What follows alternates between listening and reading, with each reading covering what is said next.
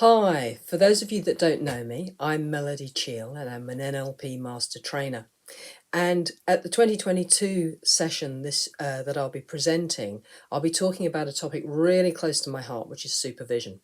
But before I get into that, let me just mention behind. You'll see it's kind of a busy background behind me, and that's really me channeling Milton Erickson at this point. He would work in an area with lots of little bits and pieces on the shelves behind, just to really draw the eye. So if your eye is drawn to anything behind me, just go ahead and look at that. Whilst I talk to you about what I'm really wanting to talk to you about at all levels, which is supervision.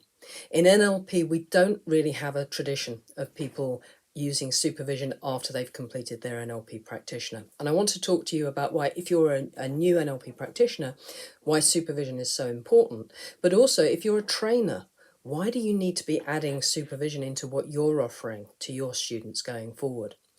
So firstly, speaking to you as a practitioner, it can often be very lonely setting up your business after you've actually completed your training. If you're wanting to work one-to-one with people with NLP or use NLP within a coaching context. So supervision is something that gives you support, mentoring, advice, feedback, skills development, all kinds of things like that really help you to transfer things into the working practice, and you become part of a strong community. So you've always got somebody else to reach out to.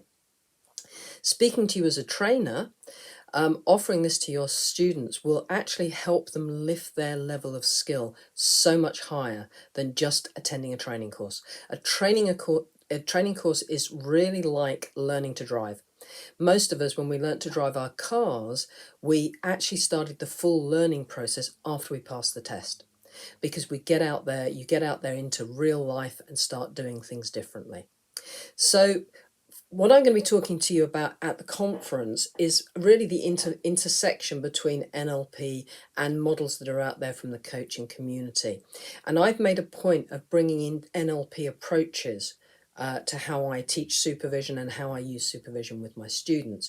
So I'm going to share with you a variation I've made on a very well-known coaching model called the seven-eyed model.